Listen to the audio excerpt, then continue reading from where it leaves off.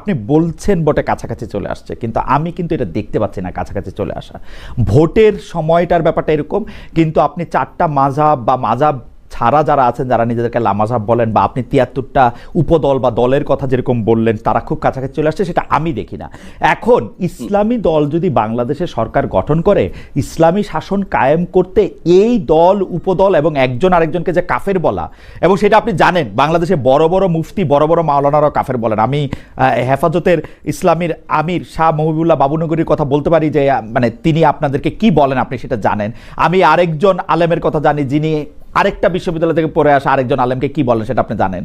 পরস্পর সেই ক্ষেত্রে আপনারা একটা ইউনিফাইড ইসলামী শাসন ব্যবস্থা কেমনে করবেন সেইটাও একটু আমাদেরকে একটু বলেন। আমি একটু আইন কানুন দিয়ে ব্যাপারটা বুঝতে চাই। আমি একটু ডক্টর সায়ন্তের কাছে যাই। ডক্টর সায়ন্ত, প্রশ্নটা করে রাখছিলাম যে মানে জামায়াতে ইসলামীকে যে আপনাদের এখন এত আমি খারাপ বলবো না, মানে কি জানি এত এত পরিত্যাজ্য মনে হইতেছে, এত কোনো সময় আপনাদের কাছে এত মুনাফেক মনে হইতেছে, এটা তো আগে কখনো মনে হয় নাই। জামায়াত আপনাদের সঙ্গে থেকে গেলে, বিএনপির সঙ্গে থেকে গেলে তো জামায়াতকে ভালোই লাগতো আপনাদের, মনে হয় আর কি। আমি বিভিন্ন করেছিলেন, বুঝতে পেরেছি। আমি খুব খোলা মনে একটু বিষয়টা ব্যাখ্যা করি। জি জি প্লিজ। তার আগে আমি একটা কনফিউশন দূর হলো, সেই জন্য রাসেলকে ধন্যবাদ জানাই যে ইসলামী আন্দোলন বাংলাদেশ কিংবা হেফাজত ইসলাম এবং জামায়াত ইসলাম এরা যে এক একজন এক এক মাযহাবের ছিল, এবং এখন যারা একজোটে আসছে, দূরত্ব কমে গেছে, এক মাযহাবে চলে আসছে, এটা আমার জানা ছিল না। না, এটা মাযহাবের প্রশ্নটা কিন্তু মাযহাবের প্রশ্নটা না, ডক্টর সায়ন্ত প্রশ্ন কিন্তু মাযহাব নিয়ে না। না, এটা বললে আমি একটু বলি, অ্যাডভোকেট রাসেল আমি একটু বলি, প্রশ্নটা মাযহাবের একটা এক্সাম্পল বলেছিলাম। না, মাযহাবটা একটা এক্সাম্পল। আচ্ছা ঠিক আছে, আমি এক্সাম্পল দিই। কিন্তু উনি বলছেন এটা খুবই সিগনিফিকেন্ট, উনি দেখতেছেন যে এটা কাছাকাছি চলে আসছে, এইটা আমি কাছাকাছি চলে আসছে মনে হচ্ছে তার, যেটা আমারও মনে হচ্ছে, কিন্তু এটা সাময়িক। সেটা এই বিএনপি আর জামায়াতের যে আন্ডারস্ট্যান্ডিং, এবং এই যে কখনো মুনাফিক বলা, কখনো না বলা, এবং এই যে এই ধর্মভিত্তিক দলগুলোর কখনো একে অপরকে ইসলামী না এরকম বলা, আবার কখনো কাছাকাছি চলে আসা, এই সবগুলোই আসলে স্বার্থ সংশ্লিষ্ট ঐক্য যখন থাকে তখন তারা একে অপরের যে দোষ ত্রুটি আছে সেটা নিয়ে বলে না। যখন স্বার্থ সংশ্লিষ্ট বিষয়ে ব্যাঘাত ঘটে তখন তারা একে অপরের বিরুদ্ধে দাঁড়ায়। এটা হচ্ছে বাংলাদেশের রাজনীতির একটা ট্রেডিশনাল ব্যাড সাইড। আপনি দেখেন যে 1971 সনে পরাজিত, গণহত্যার দায়ে অভিযুক্ত একটা দল, তাদের সঙ্গে বাংলাদেশের স্বাধীনতার পক্ষের রাজনৈতিক শক্তি তৎকালীন আওয়ামী লীগ এবং মুক্তিযুদ্ধের স্বাধীনতার ঘোষণা দেওয়া সেক্টর কমান্ডার হিসেবে যুদ্ধ করা জেড ফোর্সের অধিনায়ক একজন লোক, তার গড়া দল, তাদের সঙ্গে তো এই জামায়াত ইসলামের ঐক্য হবার কথা ছিল না।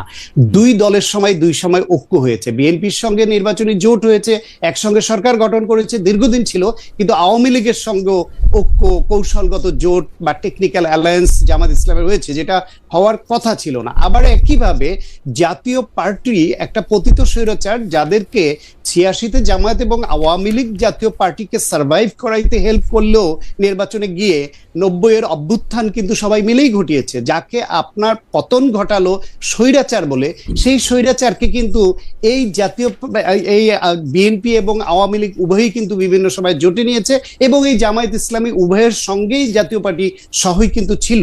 ধর্মভিত্তিক দলগুলো এই তারা একে অপরকে কাফের ঘোষণা করে, এই একে অপরকে ইসলামী নয় এরকম আখ্যা দেয়, আবার তারা ঐক্য হয়। এই সমস্ত কিছু একটা পলিটিক্যাল ইকুয়েশনের মধ্যে হয়।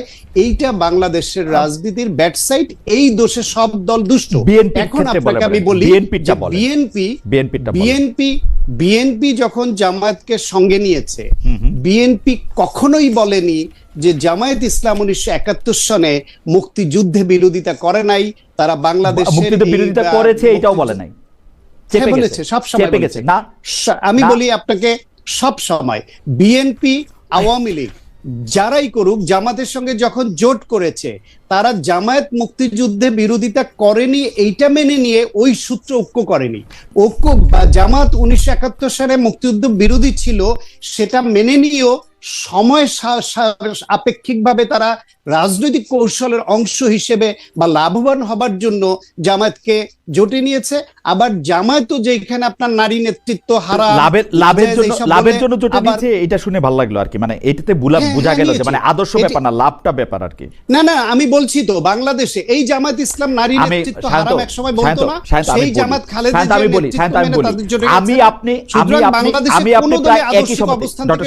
ডক্টর শান্ত, আমি বলি, আমি আপনি একই সময় প্রতিনিধিত্ব করি। 90-এর গণ আন্দোলনের সময় আমরা এরশাদকে হটানোর সময় আমরা বললাম পতিত স্বৈরাচার জাতীয় পার্টি এবং জামায়াতে ইসলামীকে কেউ আমরা কোনো জোটে বা কোনো কিছুতে আমরা দেখতে চাই না।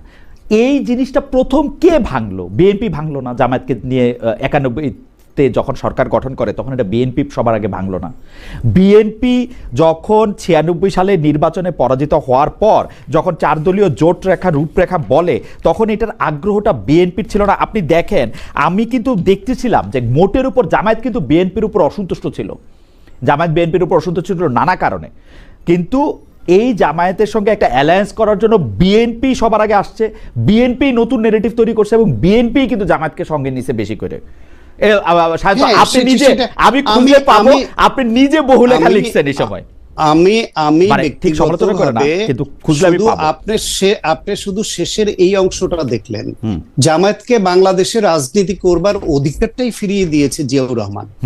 সুতরাং জামায়াত প্রশ্নে বাংলাদেশে যদি বেশি ব্লেম কাউকে করতে হয় সেটা অবশ্যই বিএনপি, কারণ এইরকম যুদ্ধবিরোধী মুক্তিযুদ্ধ বিরোধী একটা শক্তিকে রাজনীতিকে পুনর্বাসন করেছে জিয়াউর রহমান। এখন কথা হচ্ছে ইনক্লুসিভ রাজনীতির স্বার্থে দেশকে ঐক্যবদ্ধভাবে এগিয়ে নেওয়ার জন্য তিনি করেছিলেন, কিন্তু তার এই করাটা তার দৃষ্টিতে সঠিক মনে হলো, অনেকের দৃষ্টিতে ভুল মনে হতে পারে। আবার পরবর্তীতে এসে 91 পরবর্তী সময়ে যখন সরকার গঠন বা এই যে 91 সালে 18টা আসন জামাত পেয়ে গেল, I personally don't believe যে জামাত নিজের যোগ্যতায় কোনো রকম আনঅফিসিয়াল বা ইনফর্মাল আন্ডারস্ট্যান্ডিং না হওয়া সত্ত্বেও বিএনপির সঙ্গে 18টা সিট পেতে পারে। সুতরাং 91 নির্বাচনেও বিএনপির সঙ্গে জামাতের একটা বিহাইন্ড দি স্ক্রিন একটা আন্ডারস্ট্যান্ডিং ছিল, কোথাও কোথাও ওই আসন ভিত্তিক সমঝোতা ছিল, এটা অনেকে বলেন, না হলে 18টা সিট জামায়াত ইসলাম পাওয়ার কথা না।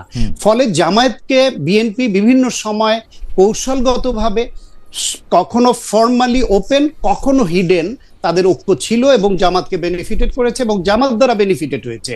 আওয়ামী লীগও ঠিক একইভাবে আবার জামাত দ্বারা বেনিফিটেড হওয়ার জন্য তাদেরকে 95-96 সনে তাদের সঙ্গে জোটে নিয়েছে, বিএনপির বিরুদ্ধে আন্দোলন করেছে, আবার নির্বাচনে জামাত 3 সিট পেয়ে কিক আউট হয়ে গেছে, কিক আউট হয়ে আবার বিএনপির সঙ্গে। তারপরে বাংলাদেশের রাজনীতিতে জামাত ইসলাম, বিএনপি, আওয়ামী লীগ, জাতীয় পার্টি 4টা বড় শক্তি, এমনকি কিছু বাম ঘরানার তারাও প্রত্যেকের কেউই যে সত্যিকার অর্থে যে আদর্শিক যে রাজনীতিটা করার দরকার ছিল সেটা বিচ্যুত সবাই জামাত করেছে, অবশ্যই জামাত করেছে। সেই উদাহরণটা আমি দেই, জামাত বাংলাদেশে বলেছে, তাদের পক্ষ থেকে বলেছে নারী নেতৃত্ব তারা মানে না, নারী নেতৃত্ব না জায়েজ। সেই নারী নেতৃত্ব মেনে নিয়ে তারা আবার বেগম খালেদা জিয়ার নেতৃত্বে কখনো, শেখ হাসিনার নেতৃত্বে কখনো রাজনীতি তারা করেছে। কিন্তু জামাত ধর্মের কথা যখন ইনফরমালি বলে তখন একরকম বলে, আবার যখন ফর্মালি বলে তখন আরেক রকম বলে। মানুষের কাছে ডক্টর সায়েন্তো, এই জিনিস তো বাংলাদেশের পলিটিক্সে সব সময় আমি দেখে আসতেছি, মানে শুধু জামায়াতকে আপনি বলতেছেন না, জামায়াতকে আপনি বেগম জিয়া কথা কেন বলেন না? বেগম জিয়ার 1991 সালের আপনি ভাষণের কথা কেন বলেন না? উনি ধর্মকে কার্ড হিসেবে ব্যবহার করছেন, শেখ হাসিনা তো কার্ড হিসেবে ব্যবহার করেনি। উনি বলছেন আওয়ামী লীগকে ভোট দিলে দেশ হিন্দু রাষ্ট্র হয়ে যাবে, দেশে শাখা চুরি এগুলি দেখা যাবে। কথা হচ্ছে গিয়ে আমি বিএনপি সমর্থক হয়েও বিএনপি জামায়াতকে নিয়ে বা এই জাতীয় পার্টিকে নিয়ে ভুল করেছে আমার দৃষ্টিতে, এটা আমার ব্যক্তিগত মত, সে কথাটা আমি বলছি। পাশাপাশি জামায়াত কি করেছে, জাতীয় পার্টি কি করেছে, আওয়ামী লীগ কি করেছে, সব কটা বলছি। কিন্তু আপনি আমাকে স্পেসিফিক্যালি বলছেন জামাত করেনি। জামাত করেছে, জামাত তাদের আদর্শ জামাত তাদের সুবিধা প্রাপ্তির জন্য মুখে যা বলে, অন্তরে যা পোষণ করে, মুখে তা বলে না, মুখে যা বলে কাজে তা করে না। এই প্রমাণ জামাতেরও বারবার দেখা গেছে, বিএনপির দেখা গেছে, আওয়ামী লীগের দেখা গেছে। আমি তো সবার বেলায় বলছি, এককভাবে বেশি কম যাদের সুবিধা বেশি, বড় দল তারা প্রভাবিত বেশি করে, সেই ক্ষেত্রে আওয়ামী লীগ এবং জাতীয় বিএনপির দায়টা বেশি। কারণ আওয়ামী লীগ এবং বিএনপি যদি স্পেস না দিত, এদেশে মুক্তিযুদ্ধ বিরোধী এবং স্বৈরাচাররা দাঁড়াতে পারতো না। ওকে, ঠিক আছে, আমি একটু অ্যাডভোকেট রাসেলের কাছে আসি। অ্যাডভোকেট রাসেল, আগের প্রশ্নটা আমি করি যে এক একটা দল এক এক রকম, মানে এক এক ইসলামী দল ইসলামের এক এক রকম ইন্টারপ্রিটেশন করার সাথে একই রকম রকম একটা আইন কানুন সমাজ ব্যবস্থা রাষ্ট্র ব্যবস্থা চালু করা সম্ভব কিনা ইসলামিক স্টেট হলে। আপনি এর আগের একটা শোতে আমি দেখতেছিলাম যে আপনি ইসলামিক স্টেট নিয়ে বলতেছেন যে স্টেটে নারী নেতৃত্ব সম্পর্কে যতক্ষণ পর্যন্ত স্টেট না হচ্ছে ততক্ষণ পর্যন্ত অনেক কিছু করা যায়। এখন যদি আপনি একটু বলেন যে জামায়াতে ইসলামী এরকম কেন, যে এই যে দেখেন আমি জামায়াতে ইসলামীকে 1971 সালের পর থেকে বাংলাদেশে যখন থেকে রাজনীতি করতেছে আমি সব সময় কোনো না কোনো দলের ভিতরে কোনো না কোনো দলের ছায়া, জোটের ছায়া এগুলো এসে করতে দেখতেছি, এবং তারপরে তারা আবার সেই দল বা জোটকে সাংঘাতিক রকমের নিন্দা মন্দ গালি, মানে আমি সেই গালি মানে একটা গালি না, মানে খুবই নিন্দামন্দ করতে শুনতেছি। এইটা কেন? এই যে ধরেন বিচিত্রার প্রচ্ছদে আমি যে শিরোনামটা ছবি দেখতে পাচ্ছি যে সেটার মধ্যে হচ্ছে বিভ্রান্ত বিরোধিতা, সেই বিভ্রান্ত বিরোধিতাটা কেন করা হয়েছে? সেই বিভ্রান্ত বিরোধিতা শিরোনামে বিচিত্রার প্রচ্ছদে আমরা দেখতে পাচ্ছি জাতীয় সংসদ ভবনে সরকার বিরোধী আওয়ামী লীগ, জাতীয় পার্টি ও জামায়াতের যৌথ সংবাদ সম্মেলন। আওয়ামী লীগ, জাতীয় পার্টি ও জামাতের যৌথ সংবাদ সম্মেলন, এবং সেই সংবাদ সম্মেলনে তারা কিন্তু একই রকমভাবে একই কথা বলতেছে না। আমরা আরেকটি ছবি দেখতে পাচ্ছি, যে ছবিটির মধ্যে আমরা দেখতে পাচ্ছি যে সংসদে আলোচনার ফাঁকে শেখ হাসিনার কাছে এসে জামাতের সেই সময়কার আমির জনাব মতিউর রহমান নিজামী তার সাথে কথা বলছেন, তারকে কোনো কিছু বলার একটা অনুরোধ করছেন, এবং সেটাও পত্রপত্রিকা অনেকবার ছাপা আছে। আপনি একটু যদি আমাদেরকে এটা জি বলেন। আপনার পরিবারে আপনি একমাত্র সদস্য নন, রাইট? আমি আশা করছি যে সেখানে আপনার মিসেস আছেন, আপনার ছেলেমেয়েরা আছে, এই 4-5 যারা আছে তাদের মত কিন্তু সব ব্যাপারে যে এক হয়ে যায় বিষয়টা এমন না, কিন্তু তারপরে পরিবার কিন্তু চলে, পরিবার কিন্তু ভেঙে যায় না। মতের ভিন্নতা থাকবে, এটাও একটা সৌন্দর্য, এবং ভিন্নতা যখন থাকে তখন অনেক কিছু ডাইভার্সিটি চিন্তা করার সুযোগ থাকে। আমাদের মধ্যেও সেই রকম ভিন্নতা আছে, এটা সকল ধর্মেই আছে, এই ভিন্নতা সকল ধর্মে আছে। আচ্ছা, এটাকে বড় কোনো ম্যাটার হিসাবে আমরা দেখি না। তবে যারা ট্রুলি মানে ইসলামের ফলোয়ার, তারা এক কোরআন মানেন, এক আল্লাহ মানেন, এক রসুল মানেন, এই 3 জায়গায় তাদের কোনো মানে দ্বিমত নাই। সুতরাং মতের মূল জায়গাটা ঠিক আছে, বাকি জায়গাগুলা খুঁটিনাটি একটু এদিক সেদিক হতেই পারে, এটা কোনো বড় ব্যাপার না। আচ্ছা, আমরা যদি এই প্রশ্নটা এইভাবে এখন আনি যে 5 আগস্টের পরে সংখ্যালঘু সম্প্রদায় আক্রান্ত হয়েছে, পরে মাদ্রাসার ছাত্রদের মন্দির পাহারা দিতে হয়েছে, সম্প্রতি আবার মাজার ভাঙার ঘটনা হচ্ছে, সম্প্রতি বলতে 1-2 সপ্তাহের মধ্যে মাজার ভাঙার ঘটনা ঘটেছে, দরবার আক্রমণ করা হচ্ছে তৌহিদি জনতার কথা বলে। এই তৌহিদি জনতার বিষয়ে জামায়াতের অবস্থান আসলে কি? দরবার, পীর, ওরস, মাহফিল, সুফিবাদ জামাতের একজন নেতা বা কর্মী ব্যক্তিগতভাবে এসব চর্চায় থাকতে পারে কিনা, অংশ নিতে পারবে কিনা? আমাদের দৃষ্টিভঙ্গি পরিষ্কার, এবং আমাদের দৃষ্টিভঙ্গি এটা নিজস্ব না, এটা কোরআনের দেওয়া দৃষ্টিভঙ্গি। সেটা হচ্ছে লা ইকরাহা ফিদ-দীন, দিনের ব্যাপারে কোনো বাড়াবাড়ি চলবে না। এখন কোনো মানুষের উপরে কারো আদর্শ চিন্তাধারা চাপায় দেওয়ার কোনো অবকাশ নেই। মানুষের মনোজগতে যখন পরিবর্তন আসবে, মানুষ যখন নির্দিষ্ট কোনো আদর্শকে ধারণ করবে, তখনই সেই আদর্শ কেবল বিজয় লাভ করতে পারে। এটি তার নৈতিক বিজয়, এটি তার প্রশাসনিক বিজয়, এবং এটি তার রাজনৈতিক বিজয়। তা আমরা এই ধরনের কার্যকলাপের কখনো সমর্থক নই, এবং আমরা সমর্থন করব না। আর যেটা বলেছেন যে মসজিদ আক্রান্ত হওয়ার পরে পাহারা, না, এই কথাটা ঠিক না ভাই। প্রথম 3 দিন কিন্তু বাংলাদেশে কোনো সরকার ছিল না। তা আমি মাঝে মাঝে বলতাম যে এখন প্রকৃত জনগণের সরকার চলতেছে। আমরা কিন্তু দ্বিতীয় দিন সকালবেলা থেকে সকল মন্দির পাহারা দেওয়া শুরু। মন্দির পাহারা দিচ্ছেন আপনার, সেটি আমরা দেখছি, কিন্তু মাজার আক্রমণ সম্পর্কে বা মাজার ভেঙে ফেলা, তারপরে হচ্ছে দরবার আক্রমণ করা, সেগুলি সম্পর্কে পীর, ওরস, মাহফিল, সেগুলি না, আমরা এগুলা জোর করে কোনো কিছু প্রয়োগ করা, এটা আমরা পছন্দ করি না, এবং কারোই কোনো ব্যাপারে আইন হাতে তুলে নেওয়াকে আমরা সমর্থন করি না। জনাব শফিকুর রহমান, আপনি কি জানেন আপনি কি জানেন কিছু মাজার, দরবার এগুলিকে আক্রমণ করা হয়েছে? আমরা এগুলা জানি না এমন না, আমরা জানি, কিন্তু জামাত ইসলামী তার অবস্থান জানায় না, এগুলার প্রতিবাদও করি যখন যেটা আমরা উপযুক্ত মনে করি। জামাত ইসলামী কি কখনো সমর্থন করে নাই, কখনো সমর্থন করব না। সমর্থন না করলেও আপনারা প্রতিবাদ কি করেছেন?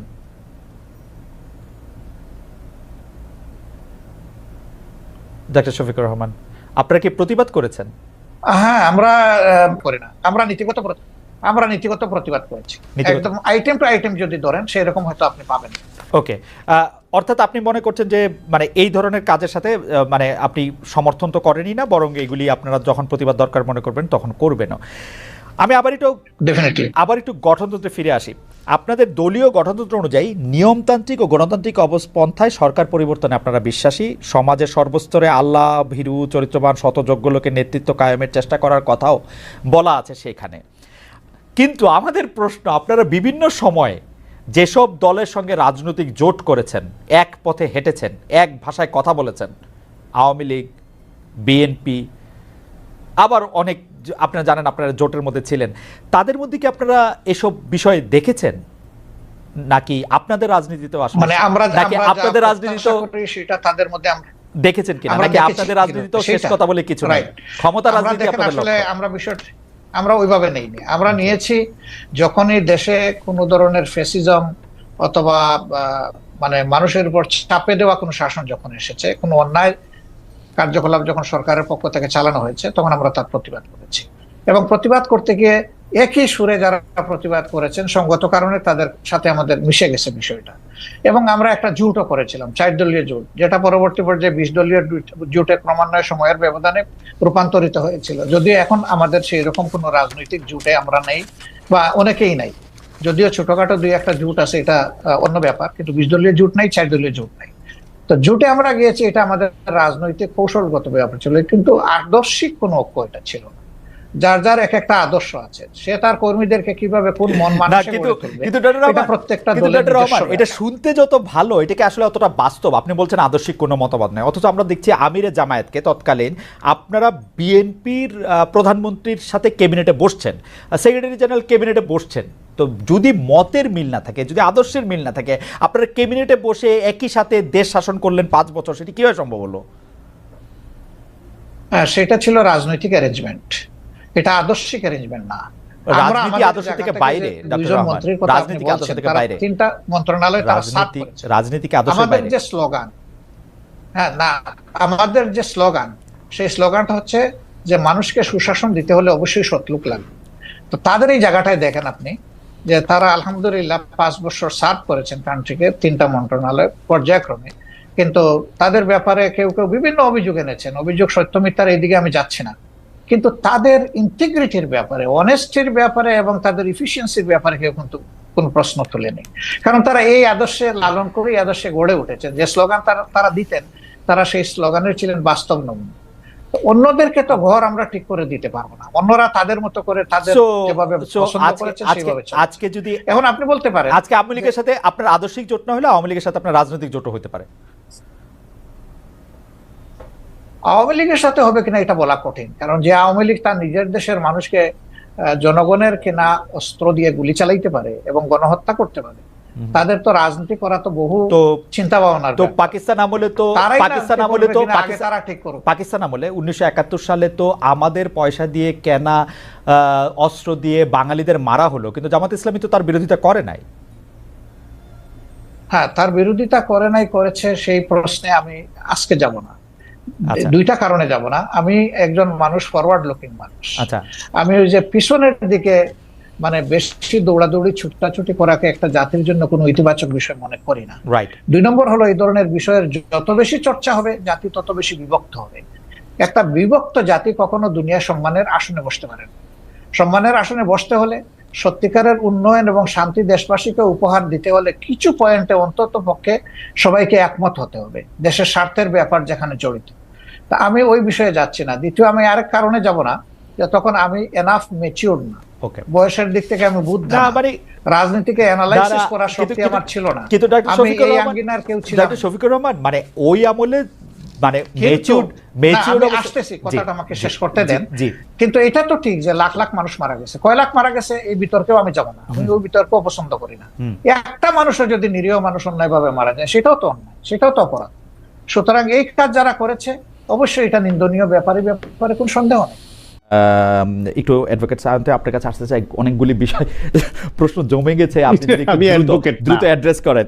সরি, অ্যাডভোকেট রাসেলের কথার পরে একটু ডক্টর সায়েন্তের কাছে আসার পরে অনেকগুলি প্রশ্ন জমে গেছে। আপনি যদি বলেন যে বিএনপি জুলাই সনদে সরকারি দল হিসাবে রাষ্ট্রদ্রোহ সংস্কারের 31 দফার প্রস্তাবক হিসাবে সার্বিক সিস্টেম পরিবর্তনে আনার কথা বলছে, রাষ্ট্র মেরামতের কথা বলছে, কিন্তু বিএনপির মধ্যে কি আমরা কোনো পরিবর্তন দেখছেন কিনা? নতুন রাজনীতির অংশ হিসেবে জনসমক্ষে যা তুলে ধরা হচ্ছে, সেটা বিএনপি দলের মধ্যে একটা প্র্যাকটিস হচ্ছে কিনা? আমি আরেকটা প্রশ্ন আপনাকে করতে চাই, তারপরই তার আগে একটা দর্শকের মন্তব্য শোনাই। ওনার নাম গিটার মামুন 7053। অ্যাডভোকেট রাসেলের সাথে এতক্ষণ তর্ক করার পর্যায়ে তিনি অনেকবারই মেসেজ পাঠিয়েছেন, খালেদ ভাই আপনি কেমন জানি দিন দিন মূর্খ হয়ে যাচ্ছেন, কিছু বুঝছেন না। কথা সত্য। আমি একটু ডক্টর সায়ন্ত আপনার কাছে যেতে চাই যে আপনি একটু বলেন যে বিএনপি নিজে এগুলি মানে কিনা এই দলের মধ্যে। এনিওয়ে, আপনাদের দুজনের আলোচনাটা এতক্ষণ বেশ জমে উঠেছিল এবং আমি খুব উপভোগ করছিলাম, এবং জমে উঠেছিল বলেই হয়তো আপনি ভুলে গিয়েছিলেন আমার কথা দীর্ঘ সময়। আমি আপনাকে ঠিক আছে মানে একজন গেস্টের সঙ্গে এত দীর্ঘ সময় সাধারণত বলেন না, আপনাদের জমে উঠেছিল, আই এনজয়েড। আমি একটা ছোট্ট একটা বলি, আমি যখন পোস্ট গ্রাজুয়েশনে পড়াশোনা করি তখন আমার একজন সহপাঠী ছিলেন, তো ওনাকে টিচার যখন প্রশ্ন করতেন সেই প্রশ্নের স্পন্টেনিয়াস উত্তর দিতেন ফাম্বলিং ছাড়া। তো ওই টিচার পরে বলছিলেন যে তোমার বলার স্টাইল খুব ভালো বলো, তোমাকে টিচার যদি তোমার এই মনোযোগী না হয় তোমার অ্যান্সারের প্রতি, তাহলে তুমি খুব ভালো নম্বর পেয়ে পাস করবে, আর যদি শিক্ষক একটু মনোযোগ দিয়ে শুনে তাহলে তুমি প্রতি পরীক্ষায় ফেল করবে। এখন ধরেন আপনি অ্যাডভোকেট রাসেলকে জিজ্ঞেস করেছিলেন দুর্নীতি নিয়ে জামায়াতের পজিশন বিএনপির সঙ্গে যখন ছিল, বলল যে প্রতিবাদ করতে না পারলে যে ঘৃণা করার যেই বিষয়টা ইসলামে আছে তারা ঘৃণা করেছে এবং নিজেরা করে নাই। আপনি দেখেন যে 5টা বছর জামায়াত ইসলাম বিএনপির সঙ্গে ছিল, তারা মন্ত্রণালয়ের 2টা গুরুত্বপূর্ণ মন্ত্রণালয়ের মন্ত্রী ছিলেন। তারা বলতে চান যে তাদের নামে কোনো দুর্নীতি নাই, তা ব্যক্তিগতভাবে খুঁজে পায় নাই, সুতরাং তারা ঠিক ছিলেন। মানলাম ব্যক্তিগতভাবে তারা ছিলেন। বিএনপি মহাসচিব মির্জা ফখরুল ইসলাম আলমগীরের নামে তো কোনো দুর্নীতির অভিযোগ পর্যন্ত ওঠে নাই, ঠিক ছিলেন। তারেক রহমানের নামে এত অভিযোগ উঠেছে, তারপরেও তো 111 সরকার এবং পরবর্তীতে আওয়ামী লীগ সরকার তন্ন তন্ন করে খুঁজে হাওয়া ভবন কেন্দ্রিক একটা দুর্নীতি হয়ই নাই ডক্টর শান্ত। হ্যাঁ, এখন কথা হচ্ছে ওই কথাটা যে তার মানে হচ্ছে একজন ব্যক্তি যদি দুর্নীতি মুক্ত থাকেনও কিংবা তার বিরুদ্ধে যদি খুঁজে না পাওয়া যায়, এইটা তাকে সন্দেহের বাইরে নিয়ে যায় না। জামায়াত ইসলামের মন্ত্রীরা তারা 5 বছরের মধ্যে কোনো একদিন আনুষ্ঠানিক বা অনানুষ্ঠানিকভাবে বিএনপিকে ওয়ার্ন করে নাই যে আপনারা যদি আপনাদের সরকার চলার সময় যদি এইরকম দুর্নীতি চলে তাহলে আমাদের পক্ষে আপনাদের সঙ্গে এই সরকারে থাকা সম্ভব হবে না, কারণ মন্ত্রিত্বের লোভ তারা বলে নাই। এক না, উনি অ্যাডভোকেট রাসেল কিন্তু ব্যাখ্যা দিয়েছেন যে এই সময় সরকারের সঙ্গে থাকাটা দরকার ছিল। আমি ওই কথাটা আসছি যে সরকার টিকতো না। আমি বলছি বিএনপির সঙ্গে 2001 সালের নির্বাচনে জোট হয় জামাত ইসলামের। ম্যাডাম খালেদা জিয়া যে ওয়ার্ড দিতেন কাউকে, তিনি সেই কথা রক্ষা করতেন, প্রতিশ্রুতি কখনো ভঙ্গ করতেন না। শুধুমাত্র সে কারণে 2/3 মেজরিটি বিএনপি এককভাবে পাওয়ার পরেও জামায়াত ইসলামের 2জন গুরুত্বপূর্ণ নেতাকে 2টা গুরুত্বপূর্ণ মন্ত্রণালয় দিয়েছেন, যেহেতু নির্বাচন করার আগে তাদের কথা দিয়েছেন এবং জোট করেছেন সেজন্য। এবং জামায়াতের 2জন নেতা মন্ত্রী কেন, পুরা জামাত যদি ওই সরকার থেকে চলে যায়, সমর্থন প্রত্যাহার করে, তাহলে বিএনপি তো একাই 2/3 মেজরিটি ছিল 2001 এর নির্বাচনে, আপনি নিশ্চয়ই জানেন। তো জামাত চলে গেলে সেই সরকার চলবে না, দেশের স্বার্থে বিএনপির সঙ্গে সরকার না, এটা তো হয় না। না, কিন্তু হ্যাঁ, বিশৃঙ্খলা তৈরিতে বাংলাদেশে জামাত ওস্তাদ, সেটা আমরা জানি, আওয়ামী লীগ ওস্তাদ সেটা আমরা জানি, সেই জন্য করেছেন। আরেকটা বলি, আওয়ামী লীগ সরকারের সময় ঠিক জামাতের এই বয়ানটার মতো একটা বয়ান আওয়ামী লীগের কোনো নেতা কারো ব্যাপারে দিতেন। মতিয়া চৌধুরীর ব্যাপারে বলা হতো উনি খুবই সৎ। আমি বলতাম হ্যাঁ, উনি হতে পারে ফাইন্যান্সিয়ালি সৎ, উনি অনেক সম্পদের মালিক হন নাই, ব্যক্তিগতভাবে চুরি করেন নাই, কিন্তু উনি তো রাতের ভোটে এমপি হয়েছেন। ওনার সরকার তো এরকম পলিসি মেক করে এদেশ থেকে গণতন্ত্র হত্যা করেছে। ওনার সরকার তো ব্যাপকভাবে দুর্নীতি এবং টাকা পাচার করছে, একটা শব্দ তো করছে না, একটা প্রতিবাদ তো করছে না, সুতরাং ওনাকে আমি সৎ মানতে রাজি না। ঠিক একইভাবে জামায়াত ইসলাম সরকারে ছিল, বিএনপির যা যা দায় আছে সব দায় জামাত ইসলামেরও আছে, কারণ তারা ক্ষমতায় থাকতে একটা শব্দও করে নাই। এবং একটা গোটা সিস্টেমে যখন কোনো না কোনো পার্সেন্টেজ করাপশন থাকে, 2টা মন্ত্রণালয় আইসোলেটলি করাপশন মুক্ত থাকতে পারে না। ব্যক্তিগতভাবে সেই মন্ত্রী 2 টাকা না খাইতে পারে, তার অধস্তন খেয়েছে, তার নিজের নিয়োগ দেওয়া লোক খেয়েছে, তার পিএস খেয়েছে, কেউ না কেউ খেয়েছে, কারণ গোটা দেশের সিস্টেমটা যখন করাপশনের সিস্টেমের মধ্যে যদি থাকে সরকারের সময়, সেখানে তো হতে পারে না। সুতরাং ওই যে আপনি যদি মনোযোগ দিয়ে শোনেন তাহলে দেখবেন যে পাশ করা কঠিন হয়ে যায়, এরকম সব বক্তব্য আসছে। এবার বলি বিএনপির পরিবর্তন নিয়ে। বিএনপির পরিবর্তন হচ্ছে ওইখানে একটা দলের শীর্ষ নেতৃত্বকে তার ফলোয়াররা, অন্য নেতারা ফলো করেন। তারেক রহমানের তার যে বক্তৃতা, তার যে গঠনমূলক আলোচনা, তার যে ইনক্লুসিভনেসের যে কথা তিনি বলেন, তার যে প্রতিহিংসার বাইরে আসা, ম্যাডাম খালেদা জিয়ার যে এরকম ইনক্লুসিভ রাজনীতি, প্রতিহিংসা পরায়ণ না হয় সবকিছু করতেন, সেইটা তার নেতাদের মধ্যে পজিটিভ একটা ভাইব তৈরি করে, যেটা তারেক রহমানের এই পজিশনের কারণে তারেক রহমানকে 2-4 বছর 5 বছর আগেও যারা খুব কঠোর ভাষায় সমালোচনা করতেন, তারাও এখন বলছেন যে তার রাজনৈতিক ম্যাচুরিটি, প্রজ্ঞা এবং অনেক পরিবর্তন তার মধ্যে তারা লক্ষ্য করছেন। ফলে এইটা শীর্ষ নেতার এই পজিটিভ পরিবর্তনটা দলের পজিটিভ পরিবর্তনে একটা প্রভাব ফেলে। 1, 2 হইল বিএনপিতে অতীতে আপনি কখনোই এত সংখ্যক নেতার বিরুদ্ধে শাস্তিমূলক ব্যবস্থা নিতে দেখেননি, যেটা এবার করেছে, নিশ্চয়ই খারাপ কাজ করেছে, না করলে ব্যবস্থা, এই শাস্তিমূলক ব্যবস্থা নিবে কেন? কিন্তু একবারেই তো পুরোপুরি আপনার যে অনিয়ম, তার মানে আপনি বলছেন যে পরিবর্তনের চেষ্টাটা অব্যাহত আছে, এখনো অনেক অগ্রহণযোগ্য বিষয় আছে, এবং আমার প্রত্যাশা থাকবে যে এই যে প্রক্রিয়াটা নিজেদের শুধরে নেবার, এটা যেন অব্যাহত থাকে এবং আরো যাতে স্ট্রিক্ট হয় শীর্ষ নেতৃত্ব, তাহলে বিএনপির মধ্যে, কারণ বাংলাদেশের ভবিষ্যৎ এবং বর্তমান আমি বিএনপির বাইরে অন্য কারো হাতে নিরাপদ মনে করি না, বলে আমি মনে করি তারেক রহমান এবং বিএনপি ফেল করা মানে বাংলাদেশ ফেল করা। সুতরাং তাদের যা যা অগ্রহণযোগ্য আছে সেখান থেকে তাদেরকে বেরিয়ে আসতেই হবে। আমি ডক্টর সায়ন্ত আপনাকে দ্বিতীয় প্রশ্ন করার আগে আমি একটু দর্শকদের মতামত একটু বলতে চাই, যে কারণ আমার এবং অ্যাডভোকেট রাসেলের কথায় কিছু সংখ্যক মানে ভুল বুঝাবুঝি হয়তো সৃষ্টি হয়েছে, সেগুলো আমি একটু বলি। খালেদ ভাই, কোরআন ও হাদিস নিয়ে কথা বলার সময় সাবধান থাকেন। রেদওয়ান আহমেদ বলতেছেন এমন কথা বললেন না যাতে ঈমান না থাকে। ভাই, আমার ঈমান আছে কি না আছে সেই বিবেচনা ভার আপনাকে আল্লাহ দেয় নাই, কেউই দেয় নাই দুনিয়াতে, বিশ্বাস করেন দেয় নাই, আবার পড়েন বই খাতা। 2 হচ্ছে খালেদ মহিউদ্দিন বলছে শুধু কোরআন মানলেই হবে, কিন্তু প্রশ্ন হলো কোরআনে তো নামাজের কথা বলা আছে, কিন্তু নামাজ কীভাবে পড়তে হবে এটা কোরআনে বলা হয়েছে, তা হাদিস অবশ্যই পড়তে হবে না। আমি এই কথা কখনোই বলি না যে শুধু কোরআন পড়তে হবে। আমি বলছি, আমি অ্যাডভোকেট রাসেলের বক্তব্যের সাথে একমত, কোরআনে একদম স্পষ্ট বলা আছে কোনটা হারাম কোনটা হালাল, সেইভাবে আসলে সেইটা মানতে হবে, এবং সেই মানলে যাদের মধ্যে থেকে একটু পার্থক্য আছে তাদের সবার এক জায়গায় চলে আসতে হবে। Correct me if I am wrong advocate Rasel, লোকজনকে আলাদা আলাদা থেকে একসাথে আনতে হলে কোরআন প্রসঙ্গে তিনি এই কথা বলছেন, পাশাপাশি এই কথাও তিনি বলছেন যে হাদিসও মানতে হবে। আমি বলছি কোন হাদিসগুলি মানা যাবে মানা যাবে না, তিনি বলছেন যে সিয়াসিত্তা বলে যে 6টা হাদিস আমরা চিনি সেই হাদিসগুলি আমাদের মানতে হবে। আমি তাদেরকে বলছি যে হাদিসের মধ্যে তো আসলে এরকম হাদিসও আমরা এরকম দেখি যে ওইটার মধ্যে শুধু কোরআন মানার কথা আছে। আমরা এটার এই প্রসঙ্গে তার মতামত শুনতে ছিলাম। যাই হোক, এইটা নিয়ে নিশ্চয়ই আবার যদি যখন অ্যাডভোকেট রাসেল বলবেন তখন বলবেন, হ্যাঁ অ্যাডভোকেট রাসেল যখন বলবেন তখন বলবেন, আমি অ্যাডভোকেট রাসেলের কাছে আসবো। কিন্তু আমি জনাব সায়ন্তের কাছে এই গণভোট নিয়ে একটা প্রশ্ন করতে চাই, যে মূলত বিএনপি রাজি না হওয়ায় কিন্তু ইউনূস সরকার গণভোটটা আগে দিতে পারে নাই, একই দিনে দিতে হয়েছে, কিন্তু এই গণভোটটা নিয়ে বিএনপির কোনো অবস্থান আমরা স্পষ্ট দেখি না।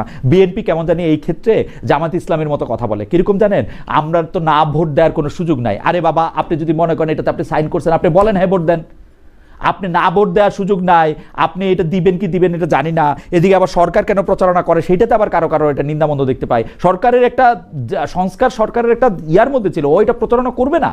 মানে ধরেন বিশ্বের সর্বশ্রেষ্ঠ গণতন্ত্র যদি আমরা ধরে নিই যেসব দেশে আছে, এই পশ্চিমা দেশগুলিতে বা আমেরিকাতে বা ভারতে, তারা কি তাদের এজেন্ডাটা বাস্তবায়নের জন্য জনগণের বলবে না? এটা তো কি অন্যায় হলো, আমি জিনিসটা বুঝি না। কিন্তু ডক্টর সায়ন্ত, আপনি মানে বিএনপির পজিশনটা আপনি বুঝেন কিনা যে গণভোটে এটা দুইটা পার্ট, একটা হচ্ছে গণভোটে বিএনপির অবস্থান, আর একটা হচ্ছে সরকার হ্যাঁ ভোটের পক্ষে যে প্রচারণা চালাচ্ছে সেটা ঠিক করছে কিনা। প্রথমে আমি ছোট করে হ্যাঁ ভোটের সরকারের প্রচারণার অবস্থান নিয়ে বলি, এটা ঠিক করছে না। সরকার প্রচারণা করবে, সকলকে বলবে যে আপনারা গণভোটে অংশ নেন, এবং গণভোটে আপনারা বুঝে আপনার যে আকাঙ্ক্ষা সেটা আপনি ভোটের মাধ্যমে ব্যক্ত করেন।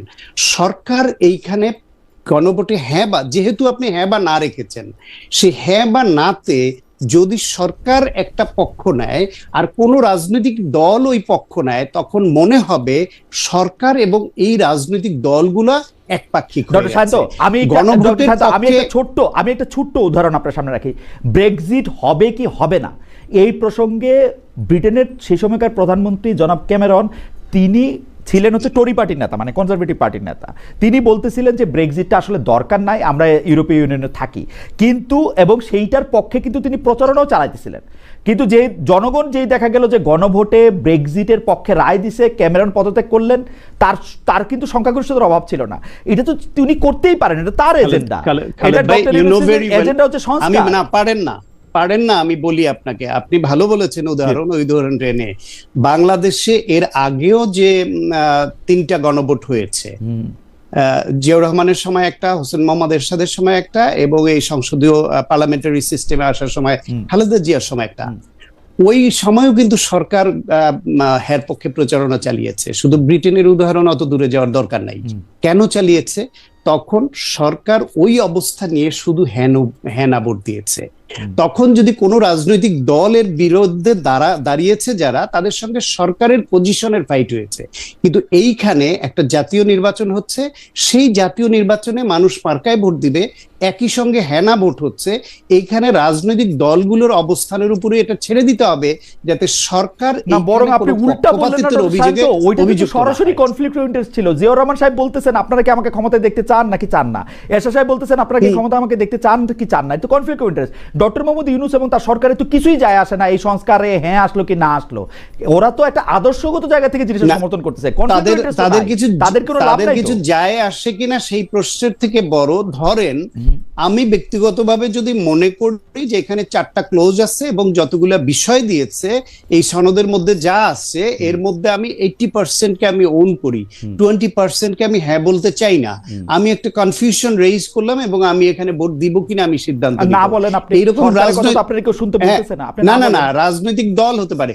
কিন্তু সমস্যাটা হচ্ছে, ধরেন আজকে সরকার যখন এই পজিশন নিয়ে নেয় যে আপনারা হ্যার পক্ষে ভোট দিবেন, তখন ধরেন এইখানে যদি এনসিপি নায়ের পক্ষে তাদের অবস্থান থাকে, তারা প্রকাশ্যে তখন এই না বলার অধিকারটা হারায় এই জন্য যে তাহলে সরকারের বিরুদ্ধে তাদের অবস্থান নেওয়া হয়ে যায় এবং অন্য দলগুলো সরকারের প্যারালালে চলে আসে।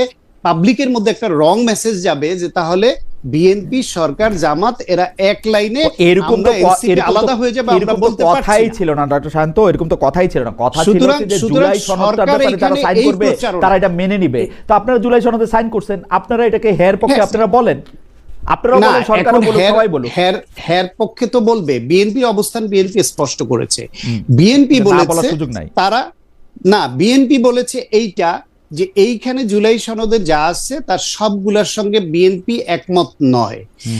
তারা এইখানে তাদের অনেকগুলো নোট অফ ডিসেন্ট আছে, ফলে তাদের এইখানে একটা সিকি অবস্থান আছে। কিন্তু যেহেতু এর মেজরিটির সঙ্গে তারা একমত, সেই জন্য তারাও হ্যাঁ ভোটের পক্ষে, না বলার সুযোগ নাই ওই কারণে বলছে। কিন্তু তারা এইটাও এখন পর্যন্ত ম্যানিফেস্টোতে না আসলেও তারা বক্তব্য স্পষ্ট করেছে যে বিএনপিকে জনগণ যদি ম্যান্ডেট দেয়, তাহলে জনগণ যাতে বিএনপির এই অবস্থান জেনেই ম্যান্ডেটটা দেয় যে বিএনপি রাষ্ট্র মেরামতের যে 31 দফা প্রকাশ করেছে আগে, এই 31 দফার মধ্যে যতগুলা জুলাই সনদের সঙ্গে ম্যাচ করবে, এই কমন বিষয়গুলোর বাস্তবায়ন তারা আগে করবে।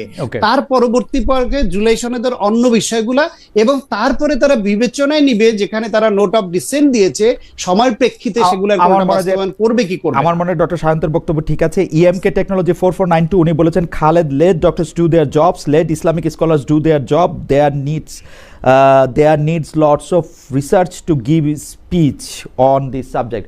রাইট, কিন্তু ভাই আমি জনগণ হিসাবে জানতে চাই, 5টা ইসলামিক স্কলার যাদের সবাই আমি শ্রদ্ধা করি, তারা যদি 5 রকম বলে, তাহলে কোন রকম ভাবে আমি শাসিত হব সেটা জানার অধিকার আমার আছে।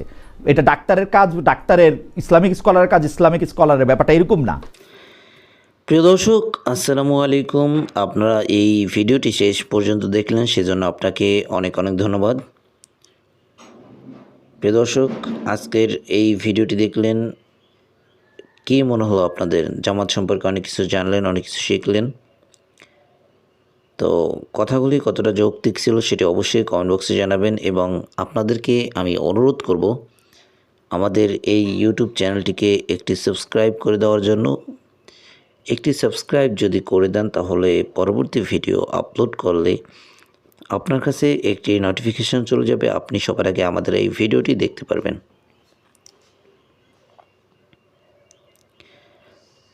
প্রিয় দর্শক, আজকের ভিডিওতে আলোচনা করছেন জামাতের সম্পর্কে এবং জামাতে আমির এবং জামাতের যেই সব সাপোর্টার আছেন তাদের জন্য কিন্তু আজকের এই ভিডিওটি খুবই দরকারি একটি ভিডিও, প্রয়োজনীয় একটি ভিডিও। তো যদি আপনারা ভালো করে ভিডিওটি বুঝে না থাকেন তাহলে আরও একবার দেখতে পারেন, আরেকবার দেখলে হয়তো বা খুব সুন্দর করে কথাগুলি বুঝতে পারবেন। এবং আপনি যেই জিনিসটা বুঝছেন বা কী শিখছেন, কী জানছেন, সেটি অবশ্যই কমেন্ট বক্সে জানিয়ে যাবেন। প্রিয় দর্শক, দল মত নির্বিশেষে একটি কথাই বলবো যে আমাদের এই বর্তমান রাজনৈতিক প্রেক্ষাপট বদলে একটি সুশৃঙ্খল রাজনৈতিক পরিবেশ যদি ফিরিয়ে আনতে হয় তাহলে আমাদেরকেই কাজ করতে হবে, আমাদেরকেই পরবর্তী প্রজন্মের জন্য একটি সুশৃঙ্খল রাজনৈতিক পরিবেশ তৈরি করতে হবে, যাতে করে পরবর্তী প্রজন্ম একটি সুন্দর রাজনৈতিক পরিবেশ পায় এবং তারা দেশের জন্য কাজ করতে পারে, জাতির জন্য কাজ করতে পারে, দেশের উন্নয়নের জন্য কাজ করতে পারে। এবং আমাদের উচিত এমন একজন নেতাকে সিলেক্ট করা যে নেতায় আমাদের দেশের জন্য কাজ করবে, জাতির জন্য কাজ করবে, দেশের উন্নয়নের জন্য কাজ করবে, নিজের পকেট ভারী করবে, এরকম নেতার কাছ থেকে একটু দূরে থাকবেন।